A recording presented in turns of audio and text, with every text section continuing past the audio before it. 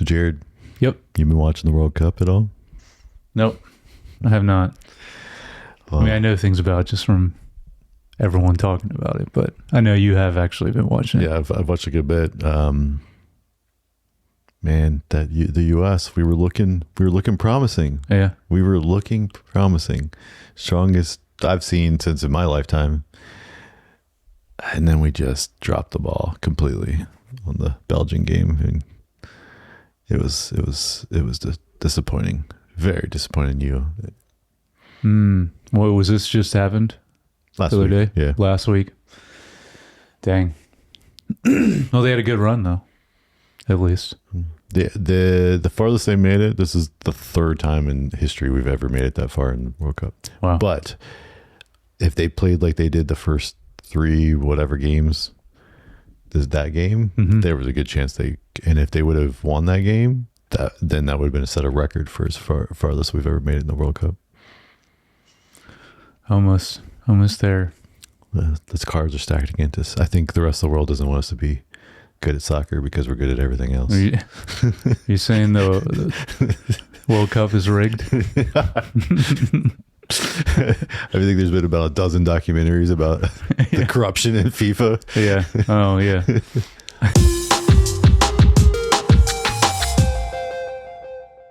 Hey, welcome back to Screen Time. This podcast episode, we will be discussing House of the Dragon, Season 3, Episode 4. So welcome. So Jared. Yeah.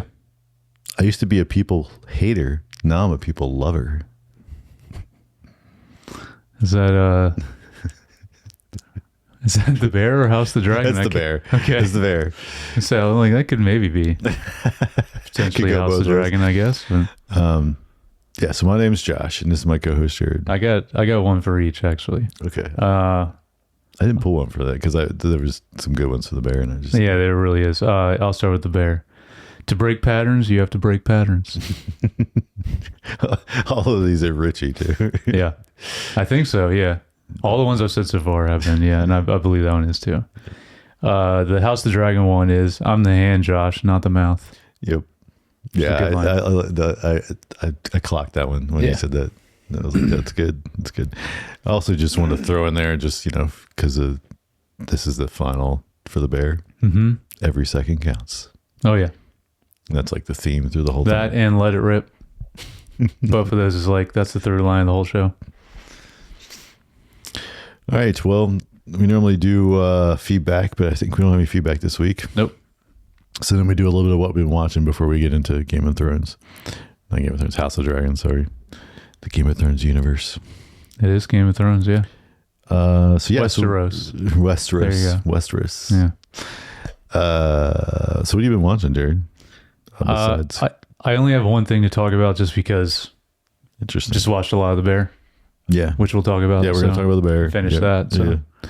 And this, we'll do that last part of the segment before we go. Okay. I don't have more than... I don't have a lot either. Okay. Well, I'll just kind of start because we can talk about this together a little bit too. Well, actually, bought these because anyway. Okay. Finish up Widow's Bay finally. Oh man. Yeah. So, go ahead. I'm just curious. I mean, it's my favorite show of the year. Did I say you finished it though? Right? Oh yeah. Yeah. That's what I thought. I already was like rewatching it even. This is my favorite.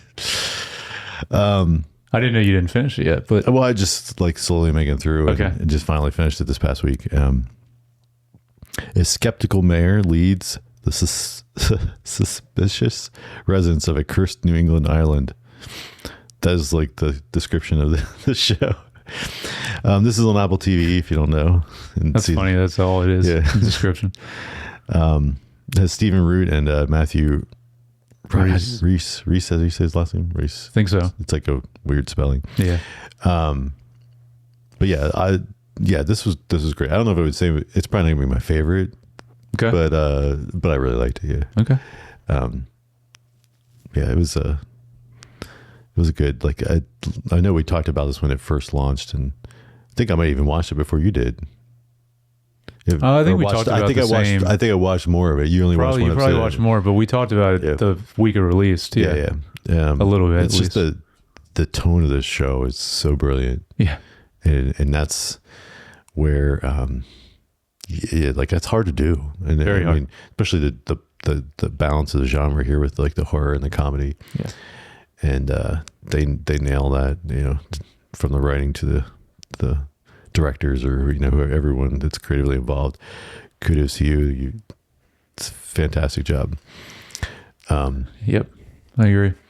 Also, great story arc for a season. I think where things land. I mean, not that I didn't see it coming. I would say, and I'm not going to spoil, but like if you haven't seen it, but like kind of had a feeling that there's going to be something like that at the end, where it was like a twist of like, because otherwise, the show would have been over. Yes. Yeah. And it was good they did it that way, because I mean it helps that it was on Apple, but like they didn't know if there was going to be another season, but obviously since it became so popular, which I was glad that it did, which it's they can do a very good season 2 for it, but it's just I hope it gets a lot of nominations. I don't know. It got a bunch of Emmy nominations. That's what I'm looking at right now. Because I was wondering, because that just all happened, right? Yes, they just released all that this past week. And I know it got I think it got the most for Apple TV. Yeah, Widow's Bay got 19 nominations, and then Pluribus got 18. Wow. Shrinking got 10. Slow Horses got 9. Margot's got Money Trouble's got 8. Okay. And then Paul Morale got 8. I guess season 2, yeah, Paul Morale. Yeah. And then 3 outstanding drama series also got mentioned. Your Friends and Neighbors was in there. And then, I'm surprised. Maximum Pleasure Guaranteed doesn't have anything. Or is it maybe because it didn't finish up in time? That might be it, yeah. Because it's not. It finishes tomorrow. Like it's okay. The finale's tomorrow. Because I enjoyed that show a lot as well. I only watched the first episode. Oh, really? I was going to check out more of it. Oh, you need to watch more of it. I know you told me that. And they're so short, and I mean, and they're so binge worthy. Like I can't imagine. I would think if it was all released as one, I probably would have watched it like that. Because I think I wasn't as initially into as much as you, because I didn't feel that as much. Like when I stopped the first one, I wasn't like immediately. But I will watch more of it. But it's really crazy that Widow's Bay even just barely something outside of Vince Gilligan even one more. But yeah, obviously Pluribus, of course, I figure would be at the top. But yeah, that's awesome. But I would just say, because this isn't a spoiler, because it will be out of context, so that no one will understand this. But one of my favorite jokes, I believe, was in the finale of Widow's Bay, or the penultimate episode. And it's when she's going through the lineage. And she's like, dead baby, dead baby, dead baby, lesbian, dead baby. It's just because they were trying to figure out something. It has to do with the finale. It's like more than once. It's amazing. It is in the finale. And okay. She does it because I just watched this. She does it more than once, and like by this third time, then what's her name correct? She's like, you can't say that. But it's just the way she delivers it too. Because I mean, she's this old lady that's just like, I don't know. I was heard she actually got nominated for supporting role, and it was everyone's like, it's got to be because of that scene. Because it has to be. But she's also in a bunch of other like random, kind of funny interactions with her in the. For sure. But speaking of her, I believe first time I saw her was in Breaking Bad or Better Call Saul. But she's been in a lot of things. But did what's her name?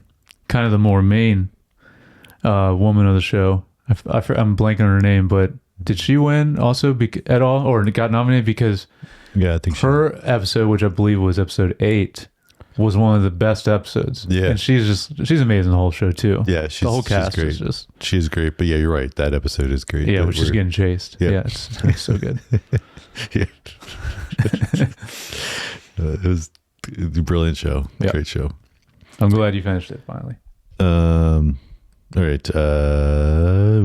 I'll just go the other Okay. thing. So I also watched the drama. Oh, you didn't see this film. yet? No, I hadn't watched it yet. For some reason, because it just came out, I was thinking you were going to say the invite as I don't know. I was getting those mixed up, the drama and the invite. I do want to see the invite. I do too, but I have not watched it yet. okay. I didn't realize you haven't seen the drama yet. No, okay. I didn't catch it in the theater, and then just kind of. Yeah. But I actually didn't write down. Where's this? I know it's streaming somewhere. Where did I watch it? Go ahead, talk about it. I'll look it You up. can check. So this is the premise is a happily engaged couple is put to the test when an unexpected turn sends their wedding week off the rails. And this is, Zendaya and Robert Pattinson is the two leads here as the couple. Mm-hmm. And I enjoyed this movie. I think it's a good movie. It's not a feel-good movie.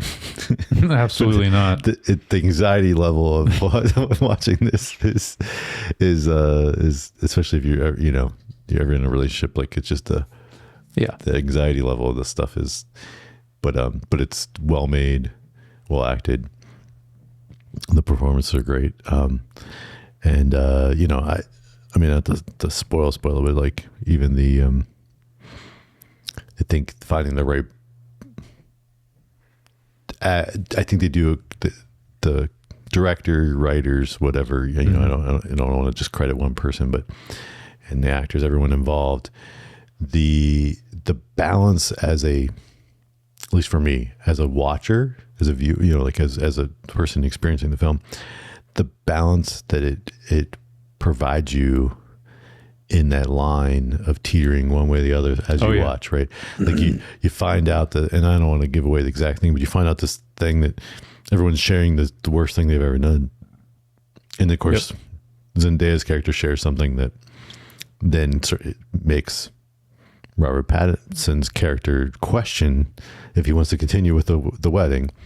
But then in the end, he's way and so at first you're kind of like, oh yeah, and then you're like, no, he's overreacting, It goes back and forth, and then of course he ends up doing way worse things that he actually does, because she never actually does it. It's just a thought of what but I do appreciate that they even you even go back and see the context of her when she was younger, whenever this could have possibly transpired, which I appreciate that also. But no, I agree. It does do a great job the whole way through with that.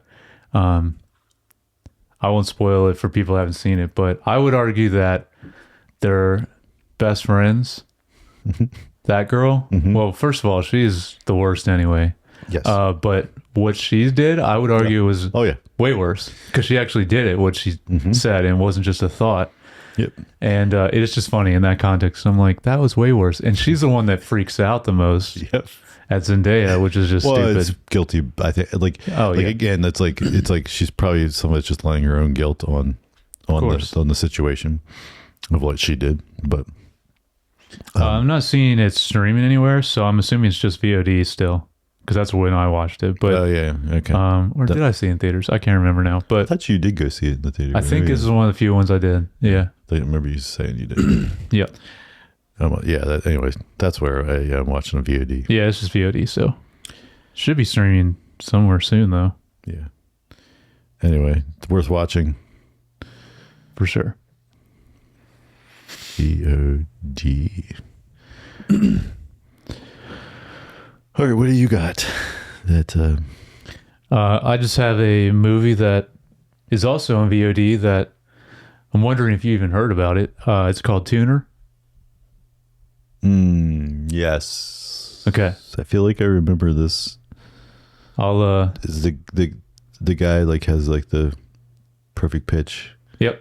And then I've seen the trailer, and then they start helping. He helps open safes and stuff. Yes. Yeah. Okay. Yes. Yeah. I'm aware of it from the trailers. Yeah. It's so it's the synopsis is a talented piano tuner who suffers from hyperacusis, I believe is how that's which is it's someone that suffers very from sensitive. very sensitive ears, but it could even be like actually painful to them, like any kind of sounds that for other people that you know it wouldn't bother at all. But and obviously that plays into then when he goes and starts cracking safes. But so discovers an unexpected aptitude for cracking safes, turning his life upside down. The main character is Leo Woodall, which I have seen him in things because he looked familiar, but I don't know from where. He was great in this, but the other person that I was very surprised was in this was Dustin Hoffman, which was awesome to see him because I haven't seen him in anything new in a while.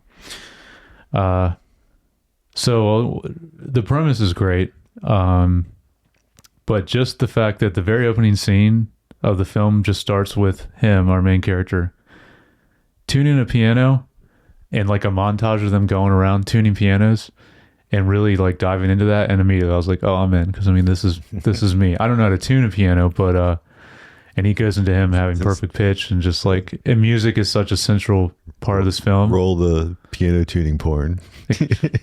Seriously. I mean, it's, I was like, this is so, my kind of film. So I was so happy to, even like within the first scene. And the whole movie is really great and actually kind of feels like a more even kind of the way it's filmed, but the story, everything about it feels kind of more of an old school film, which I mean, I always love when modern movies do that kind of thing and kind of is more like an homage to older films. Yeah, you should watch it. It's really awesome.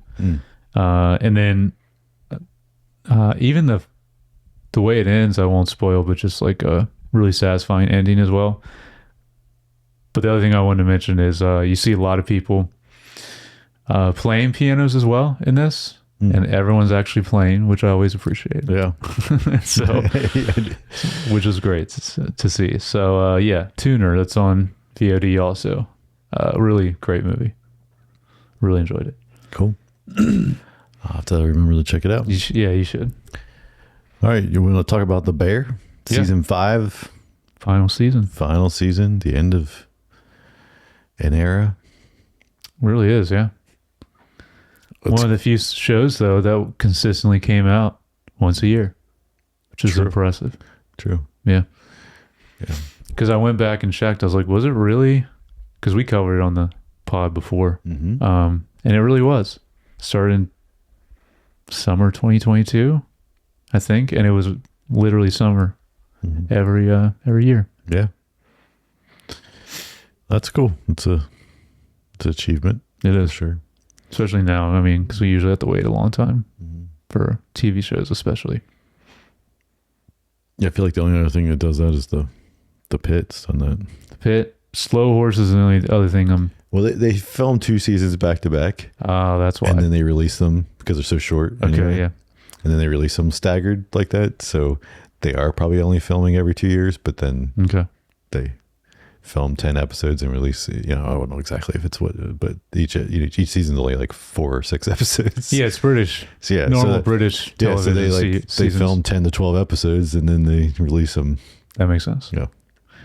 Did we ever find out? Because I think when we talked about The Bear last season, we were kind of like thinking they filmed the final 2 seasons at the same time. Do we ever know if that actually? I know they filmed 2 seasons back to back. Right. Okay. And I think it's because, all the actors were doing so many other things. I assume that was the reason why, but I don't know. I was just curious about that. Don't know. I didn't look it up specifically. Okay. But, what did you think of this final season? I'm curious what you think. Here, you want me to go first though? Okay. I was just talking. I didn't know how. But no, I'll go. I actually, the beginning, definitely, which we talked about, I think last season too. There was parts of this later in the show that felt like it was kind of padding it out, which I don't know why. Like this definitely didn't need to be as long as it was, but I still enjoyed it the whole way through, and especially the last 2 episodes of this final season was I think, the best part. So I still really enjoyed it as a whole. And really interesting ending too, actually. Mm-hmm. Not everything was not expected or how I expected it to end. But yeah, what did you think? Yeah, I think it was a solid, and I think it was a solid final season.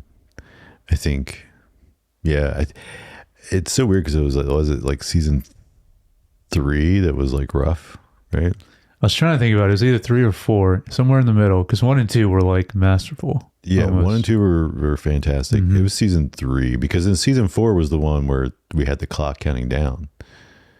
Okay. And then season 5 is where it's like, oh, we hit 0 right at the beginning. Right. And then it's like, because we get that scene in the first episode, I think, and then the one guy asks Sydney, and he's like, what do we do now? And then she hits the button and she starts counting up. That's right.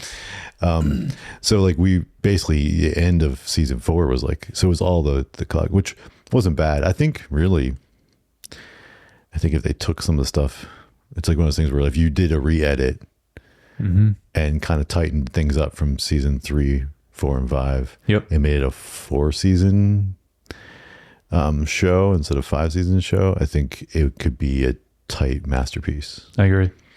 I think, Yeah, that was really the only thing, because everything else about the show, I know we both love so much. So like, yeah, that was really the only thing, because we talked about that when I covered at least season 3 and 4, like for several weeks we talked about them. Mm-hmm. And I remember that was our main complaint. Yeah. Was just, I mean, you did love that John Cena showed up, but nope, not at all.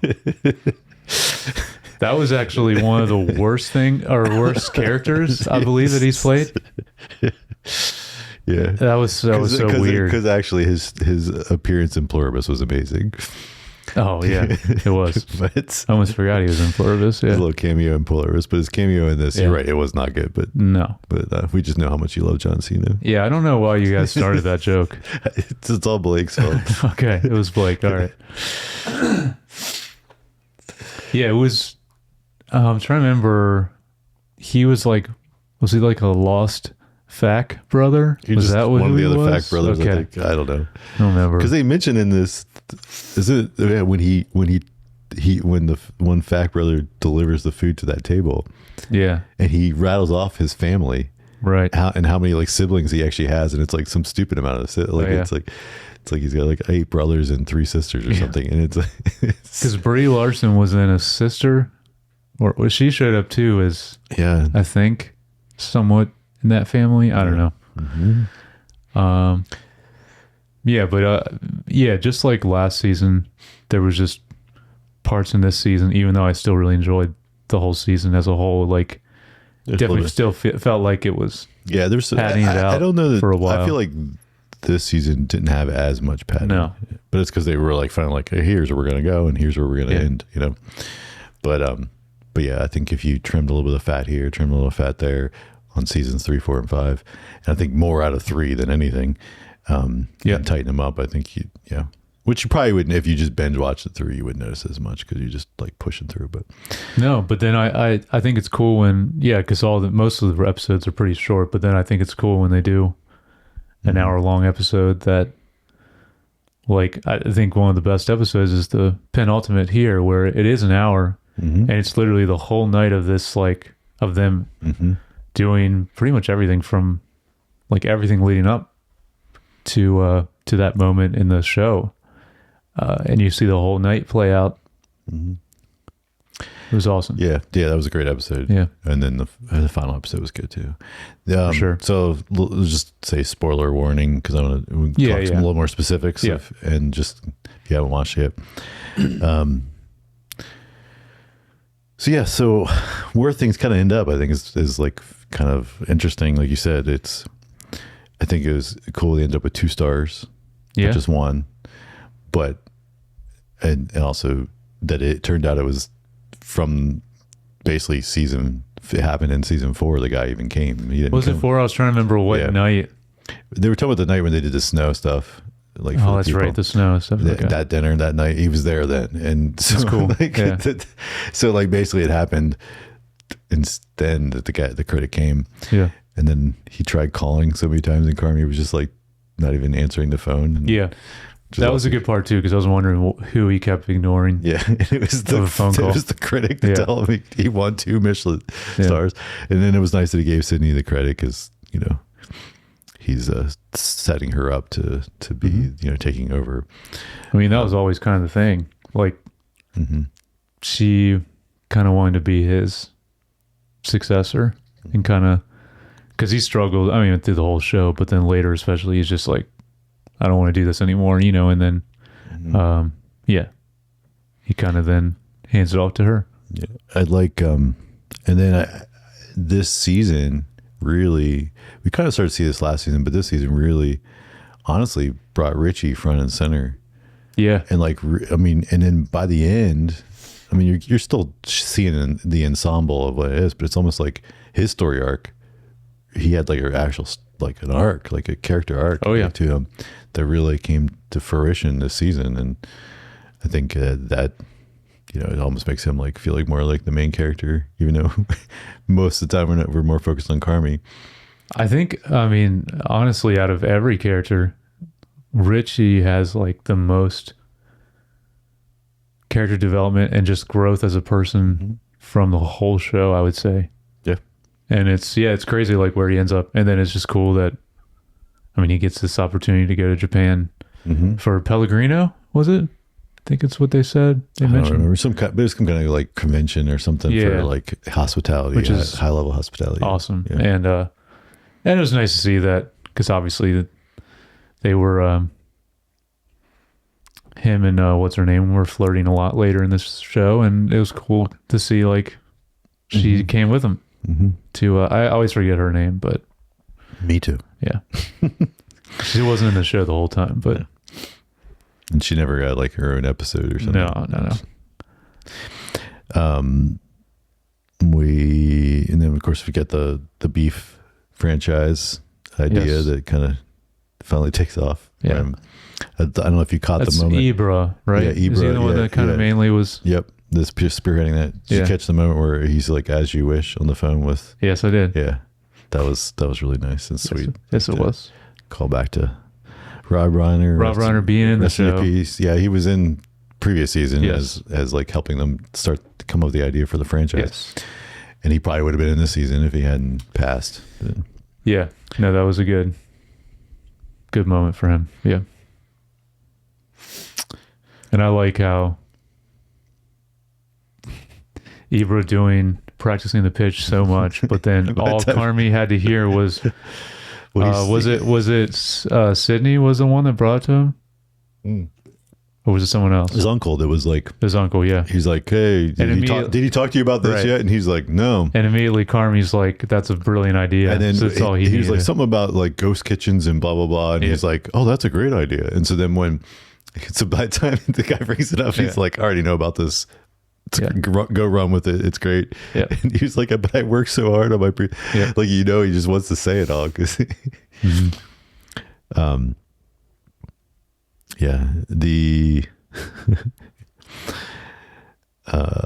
and then Carmi becoming an architect is kind of hilarious. I mean, that was the thing that's what I mean by the most interesting thing that I wasn't expecting, because obviously I knew remember he looked well. Was it last season or season 3? One of them he toured. Oh, that's right. He toured what's it? Something right, like the architecture. I don't remember. He's an American architect. Frank. It's on the tip of my tongue. But yeah, because he's got one of his houses is not that far here in PA. You can go see. Okay. It's anyway, he toured one of those or something in Chicago. One of the episodes, it was season 3 or 4 or something like that. Yeah. Yeah, I remember that part. Yeah. So they I guess planted the seed for it, but still it was not a very obvious thing. No, I mean I am glad that the ending wasn't something after all that, Carmi's like, nah, I'll just stay as a chef, still, because we knew, I mean, because they did tease that a little bit. They did. The way he was talking about that when not having the pressure of managing the whole thing and then still having to, improvise and stuff. And then he's like, I just really felt alive. And, you know, he was talking about like, and I was like, are they going to have him stay in the end and just kind of work under Sydney instead? And, but you're right. Like that would have been kind of a cop out. And I think it would have been, I mean, cause you see how miserable he is at certain points at different times in past seasons.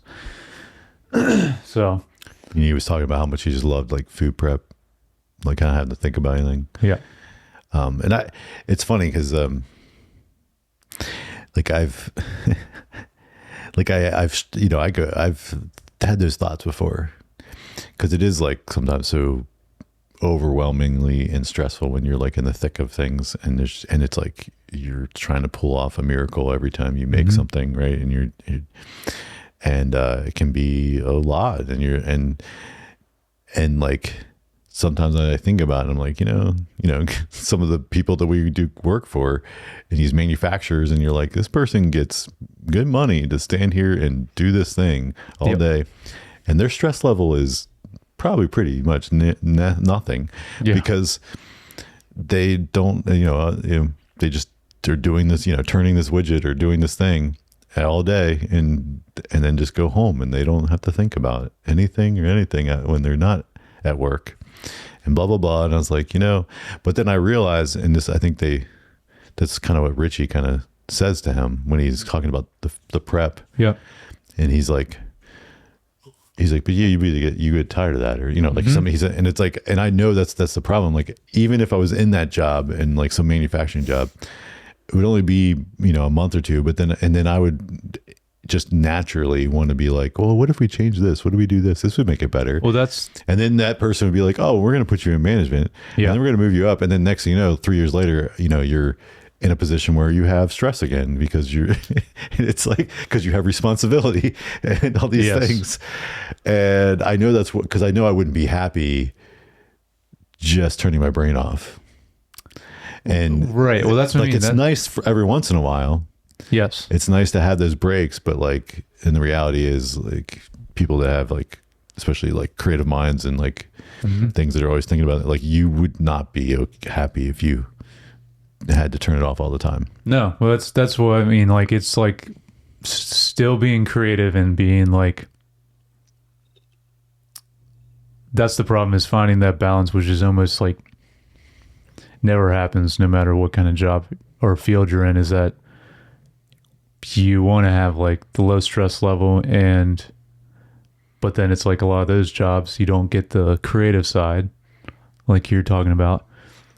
Or you get the creative side, but then it's like you're all in on that, to where then you don't get, it's all, like what you said at the beginning, then it's more, that's kind of the state you're in. So then it's like, it's really hard to find a kind of job where you have the outlet of both of those things, to where, and you can manage and balance both those things. Is very hard to do and find. So, yeah.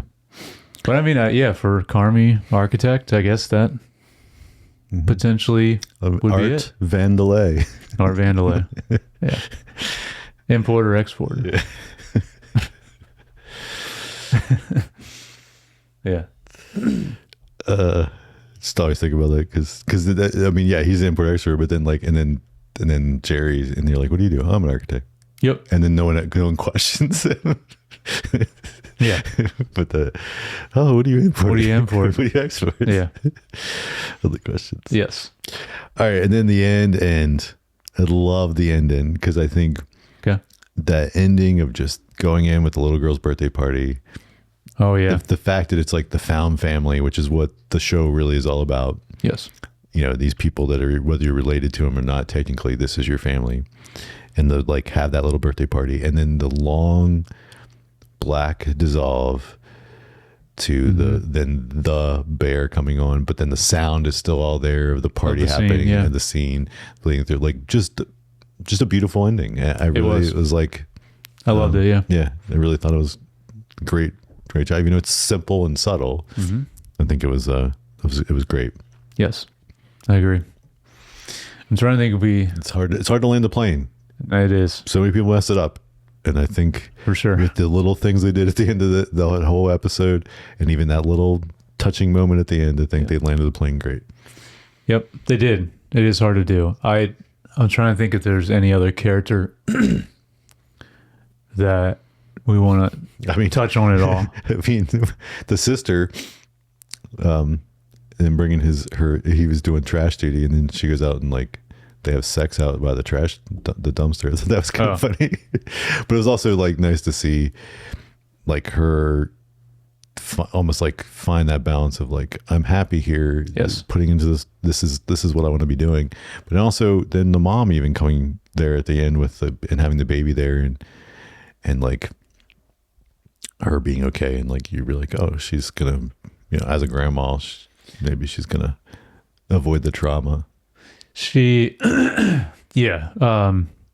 she was always like the most unhinged person that we see. It was a sweet moment, her flipping through his That's what I was going to mention. When the French Laundry. Yeah. And it almost like she finally saw him. Yes. Because they kind of mentioned like how like really Mike, the brother that's been dead the whole, he was her favorite. Yep. And so like they kind of make that comment. And it was almost like, but then her coming to the restaurant, seeing the daughter in her element and being proud of her, and then seeing Carmi's notebook, almost instead of not really seeing him cook, but seeing the notebook, kind of made her proud of him. Like it was almost like that like nice moment there. That was good. Yeah, it was. I think anyone else? I think the only thing really missing was, I mean, we see them all in that very, very final scene that you talked about very briefly, but I think that probably was just maybe scheduling reasons why they couldn't do it. Like I was hoping to get a whole episode of like all, some of the best, some of the best episodes in the past. Right. Because you got, what's his name? Saul Goodman. Why am I thinking of his Bob real name? Bob Odenkirk. Yeah. You used to get a quick glimpse of him, and a couple. And was it Josh Hartnett? Josh Hartnett that plays the new stepdad. Did they get married? They got married, right? Yes, they did. Yeah. And then, you see John Mulaney for a second. John. That's right, because he's the one that takes him to the job. Attack, yeah. And I was just thinking, Josh Hartnett, isn't he? Yeah, he's in Oppenheimer. Oppenheimer, yeah. Yes, Like we'll be talking about him later. Oh yeah. It's like he's in there. Yeah. Pretty much everyone is in Oppenheimer. That's true. the Hartnett Renaissance or whatever. Hartness. I guess so. Yeah. It's in The Bear and. Yeah, I'm trying to think what else he's been in recently. I was gonna say, is it a Hartnett Renaissance? It's the Hartessance. Hartessance, is it? Okay. No, I don't know. Could be. Anything else to say about The Bear? I think it's so. Interesting to see what these writer-director kind of does next. Well, so the creator is what I'm more like curious what he does, because the director of a lot of the show is Hiro Murai, who is now doing Widow's Bay, but he didn't direct all of Widow's Bay, but he also didn't direct all of The Bear. But yeah, I guess I was thinking more of the creator. Yeah, he's a pretty center force. That's not the name I was thinking of. I can't think of the name off the top of my head, but like Chris Storer. That's Chris. Yeah, he's the one that I would. Yeah. Be curious. That's who he does next. Like kind of speaking to. Yeah. Well, he definitely directed the last episode, I think. No, he did. I just remember. Yeah, he still has directed a decent amount of it. But just the only other name I recognize is Hiro Murai, which he did Atlanta as well. It's just like everything that director has touched, pretty much like is like some of the best shows, in my opinion. So. Yeah, Chris Storer. Yeah, I'm curious what he does next. All right, well, let's get into House of Dragon, season 3, episode 4, Tumbleton. Ormond's invasion of Tumbleton forces Rhaenyra into a corner. Yes. Very short descriptions, always. Yeah, that's what they always are. So we get the opening with Ormond Hightower's troops all 15,000 of them moving into Tumbleton, and they're not just like outside. They're putting like they're all like basically housing with each of the. Mm-hmm. And it's we find out later strategically it's because she can't just come and burn the whole city to destroy them, because then she would kill everybody else. I want to ask you up top, just this episode in general, how you felt about it, because okay, yeah, I did skip that. I didn't ask. Well, no, that's all right. I just was curious how you felt about it, because I think, I mean, I've only watched it once. I don't normally, Josh and I, we don't watch like the episode multiple times before we talk about it. But I think this is it still was a great episode, but I think it's the weakest of this season. Yeah, I would say it's probably the weakest this season, but then it's like kind of, I mean, we're 4 episodes in, and it's halfway now. It's kind of the one that's moving the pieces around, right? Because really, sure. And which I was about to ask you. Okay. So yeah, I agree. It's a good episode, but it felt very classic Game of Thrones, this episode. Like all the kind of... It did, because it was a lot of different places. Yeah. Mm-hmm. And I did like that aspect, yeah. And but what I was going to ask you is, how do you feel about Ormond? He's kind of being set up as the kind of the stronger antagonist, like this season, and it just kind of... I mean, again, the... I don't know, it's controversy, not the right word, but the rumor of like basically episode 1 and 2 of this season really was supposed to be the last 2 episodes of the previous season, right? Because it was originally going to be 10 episodes, and then they cut it to 8, and then because of the writer strikes, they couldn't even make changes. So really, we're like this is more like, you know, episode 2. So like if you think of episode 3 as the beginning of the season, then this is like, hey, we kind of like, hey, here's where we're at now, you know, and then introducing him as a strong, like, because basically if you're taking Aemond, right? I always get there's all the E names, the Aemond Dragon, which one? The one that's like up there at the Harrenhal. Harrenhal, yes, that's Aemond. Okay, so I said the right. No, yeah, you're right. Aemond, I had to think about it for a second. Also, like if you take him off the playing field, for a bit, he needs somebody for Rhaenyra to go up against, and so they're introducing this Ormond is like which obviously high towers are like kind of in the green, right? The side. Yeah. Well, that's what I wanted to say is that, I mean, I think it's a great decision. I really like his character, and I was gonna say he's still a high tower though, so which is perfect. So it's still the greens and the blacks are still like mainly just how it's been pretty much the whole show. So I think it's a good decision. I will say that I the best part of the episode, in my opinion, was finally understanding why he was like sniffing that thing, that his necklace thing, because I remember that was like part of his introduction that was so weird, and then finally understanding why. I always like that when it's like a bad guy that has some weird quirky thing about him. So it's his Achilles heel. Yeah, we'll see how that plays into it. Yeah. No, I think, what do you think? No, I think by the end of this episode, I think they've set him up as another classic Game of Thrones villain. Like you think about the Killjoy or whatever. What was his name? Killjoy? No. Oh, you're on Greyjoy. Greyjoy. Yes. Greyjoy. Yeah, I don't think anyone's going to get to that level. Not that level, but you think of him, and and it's just like these guys are just a little crazy, a little nutty. Yeah. And on, you know, a little unhinged, but yet able to keep it together enough in front of people when they need to.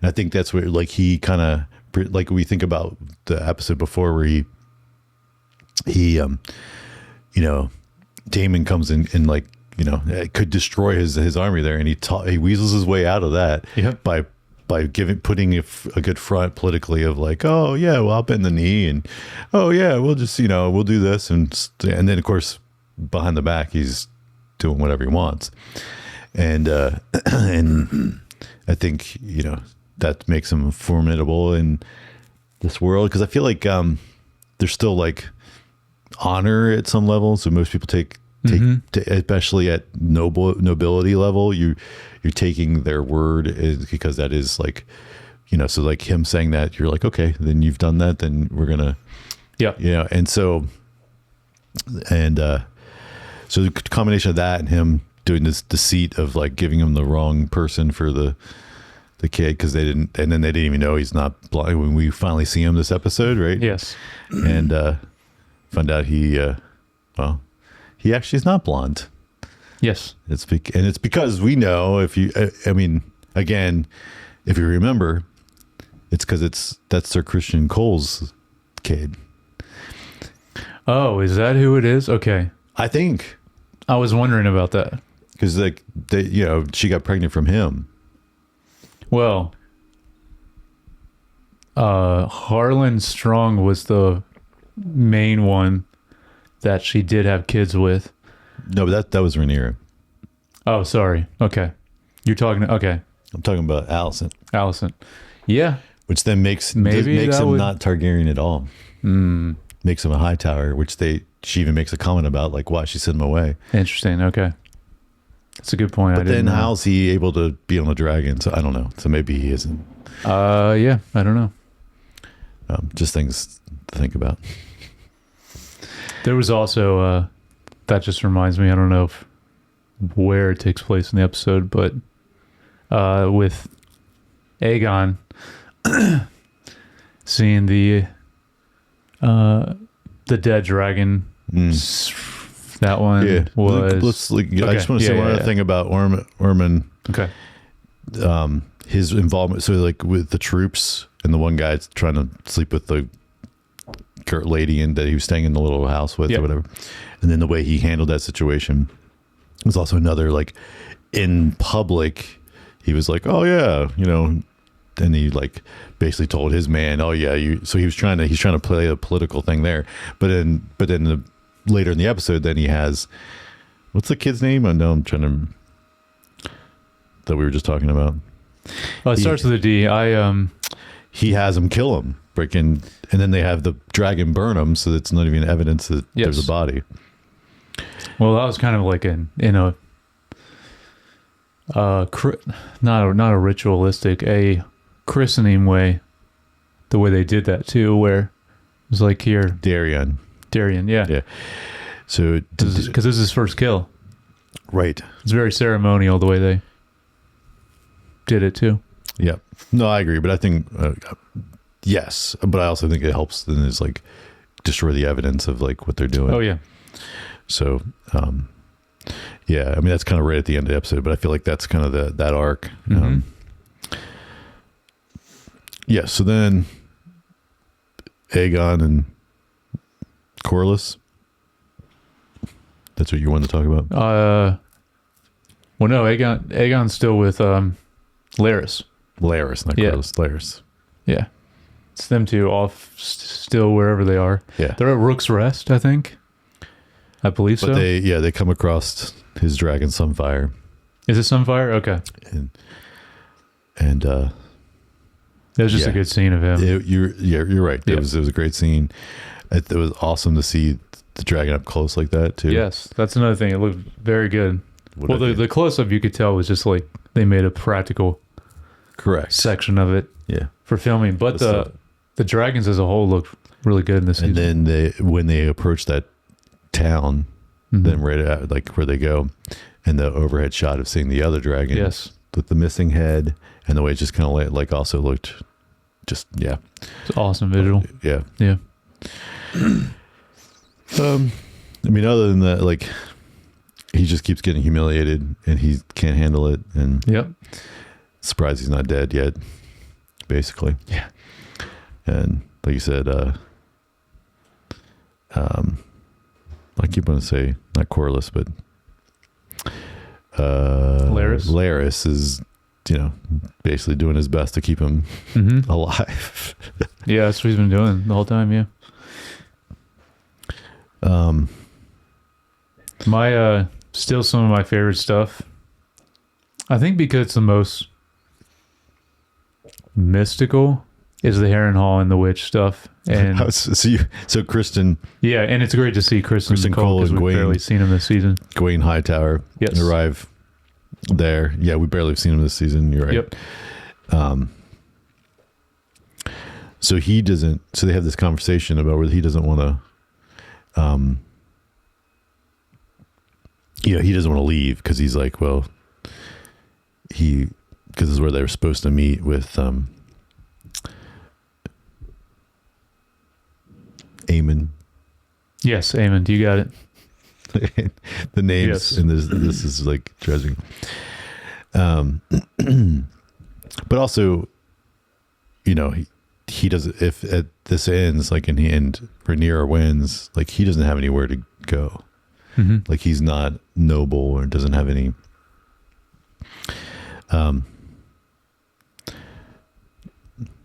But yeah, so I would just say that, like, because of this place, we just don't get as much of this kind of thing in Game of Thrones as a whole. Like, it always has dabbled in it, but we don't get like full on, like, really magic so much, or any kind of like, we just get like sprinkles out every now and then, and it's just like this place has so much history of that, Harrenhal in general, but actually like her as a witch, and like she's basically just there, and their interaction, or her with Kristen and the men, just very, very interesting. Yeah. But still, we don't really know what Aemon. Yeah, you still don't know what's going on there. And I mean, how can I felt about that stuff with Daemon last season? I know. Yeah, so it's not my fave. Yeah.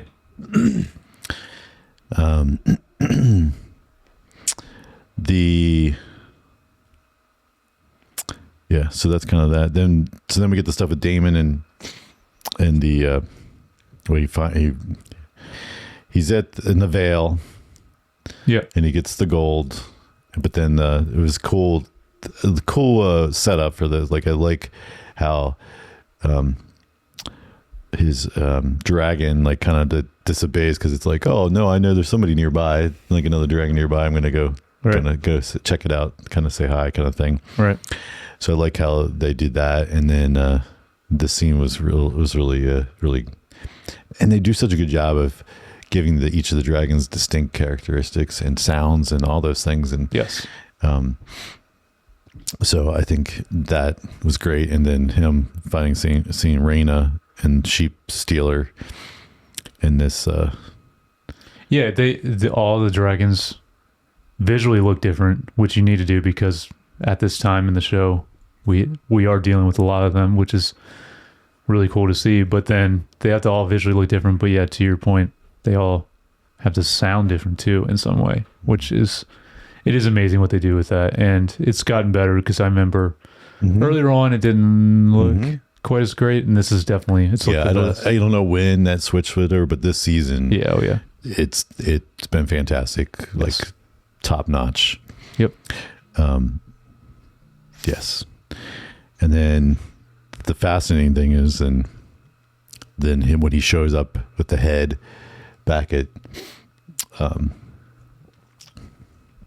Rhaenyra, and he's like, yeah, I took care of the sheep stealer, rider, and of course she's all mad because she wanted to confront them, and he's like, he's dead, and of course he's doing it to protect Rhaena, but because he knows that she would, I guess, kill her or something, I don't know, but also like she knows it's not safe for her to kind of go anywhere where there's a bunch of people with the dragon, because the dragon's too wild.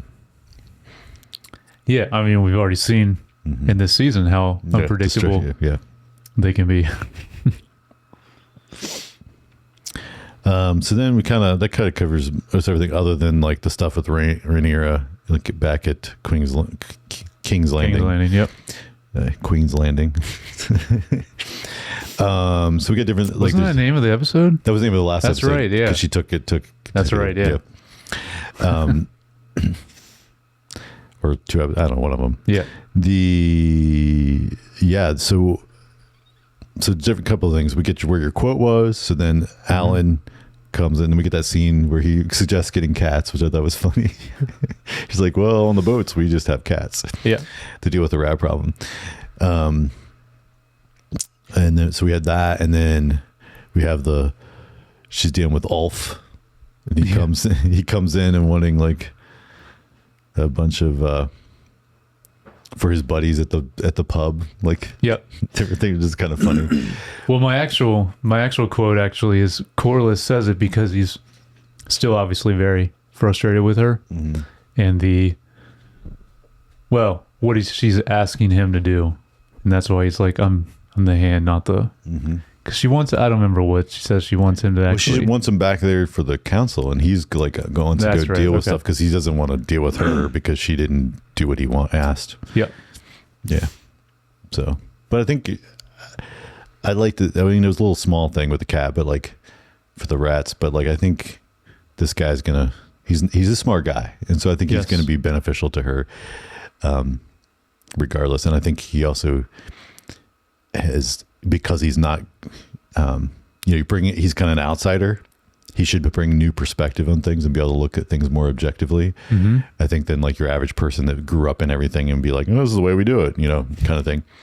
So I think there's potential there for him to have some out of the box thinking, like with the cat. That's a simple example, but I think going forward, if he's on her council, like I could see him having the potential to, wear things that are a little bit bigger deal and being able to bring a new perspective to things. For sure.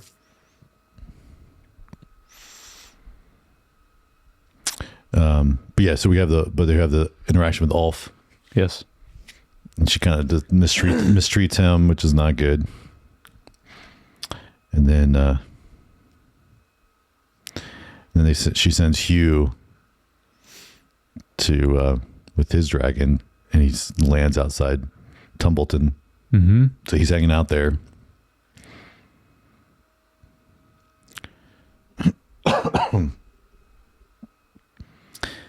And then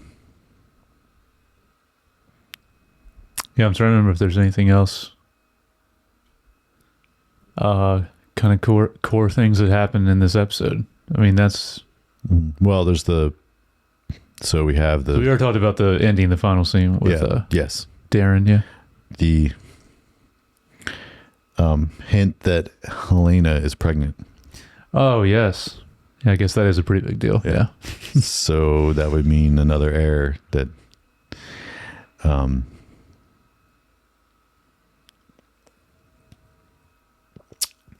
also curious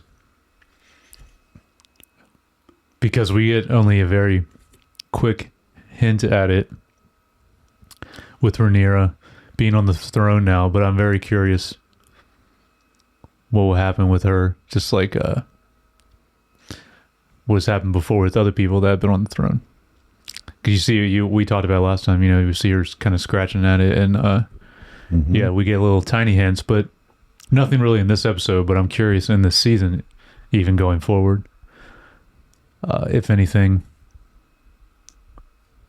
will change with that. I'm just very, very curious about that, because I still just want to know who was who earned that title that Jaime Lannister and everyone talked about in Game of Thrones, right? Yeah, the Mad King. I mean, I know I could probably just look it up because I know it's from the books, but I want to see how it's played out in the show. So, one thing we didn't talk about: do you think Sunfire is alive? Oh, that's a good question.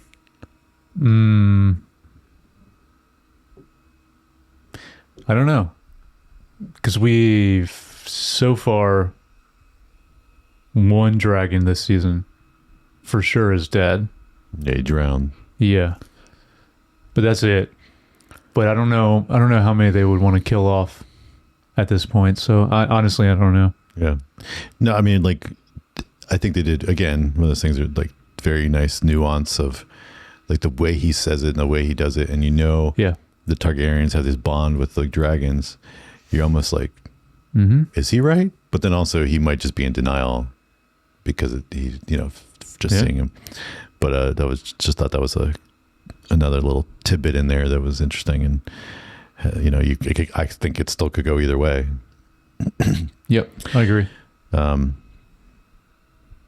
then I think the treatment of Ulf, like he's also like a kind of a wild card. Like I feel like he could switch sides very easily if she doesn't treat him right. And so I think like that scene was dangerous on her, not good, not handled well from her perspective, from her side of things, to maintain that, you know,